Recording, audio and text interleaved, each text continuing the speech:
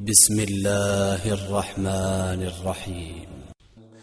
والنجم إذا هوى ما ضل صاحبكم وما غوى وما ينطق عن الهوى إن هو إلا وحي يوحى علمه شديد القوى ذو مرة فاستوى وهو بالأفق الأعلى ثم دنا فتدلى فكان قاب قوسين أو أدنى فأوحى إلى عبده ما أوحى ما كذب الفؤاد ما رأى أفتمارونه على ما يرى ولقد رآه نزلة أخرى عند سدرة المنتهى عندها جنة المأوى إذ يغشى السدرة ما يغشى ما زاغ البصر وما طغى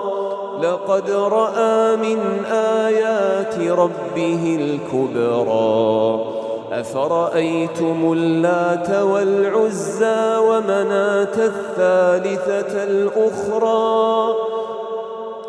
ألكم الذكر وله الأنثى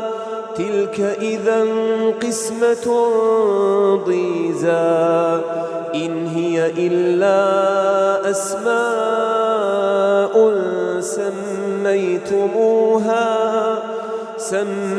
سميتموها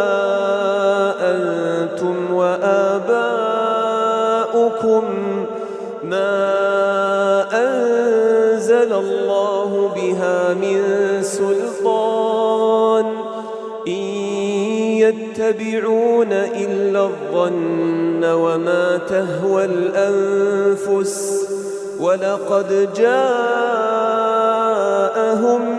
من ربهم الهدى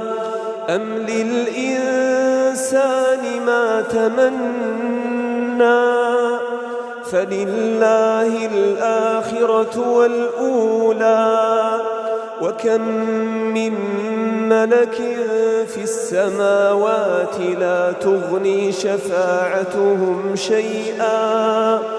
لا تغني شفاعتهم شيئا إلا من بعد أن يأذن الله لمن يشاء ويرضى إن الذين لا يؤمنون بالآخرة ليسمون الملائكة تسمية الأنثى وما لهم به من علم إن يتبعون إلا الظن وإن الظن لا يغني من الحق شيئا فأعرض عمن تولى عن ذكرنا ولم يرد إلا الحياة الدنيا ذلك مبلغهم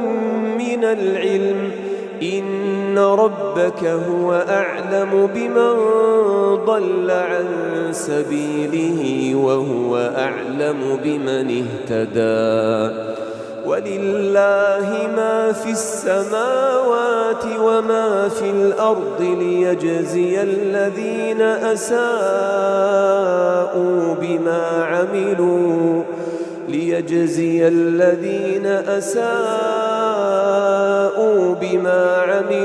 ويجزي الذين أحسنوا بالحسنى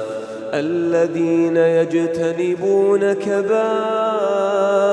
الإثم والفواحش إلا اللمم إن ربك واسع المغفرة هو أعلم بكم إذ أنشأكم من الأرض وإذ أنتم أجنة في بطون أمهاتكم فلا تزكوا أنفسكم هو أعلم بمن اتقى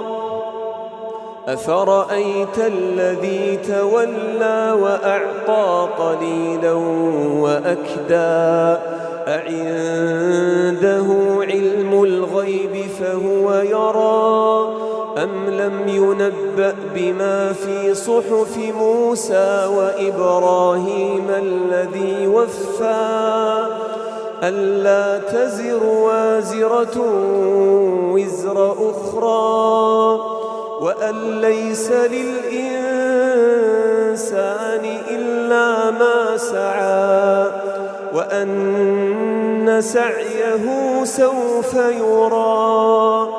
ثم يجزاه الجزاء الأوفى وأن إلى ربك المنتهى وأنه هو أضحك وأبكى وأنه هو أمات وأحيا وأنه خلق الزوجين الذكر والأنثى من نطفة إذا تمنى وأن عليه النشأة الأخرى وأنه هو أغنى وأقنى وأنه هو رب الشعرى وأنه أهلك عادا الأولى وثمود فما أبقى وقوم نوح من قبل إنهم كانوا هم أظلم وأطغى والمؤتفكة أهوى فغشاها ما غشا فبأي آلاء ربك تتمارى هذا نذير من النذر الأولى أزفت الآزفة ليس لها من دون الله كاشفة أفمن هذا الحديث تعجبون وتضحكون ولا تبكون وأنتم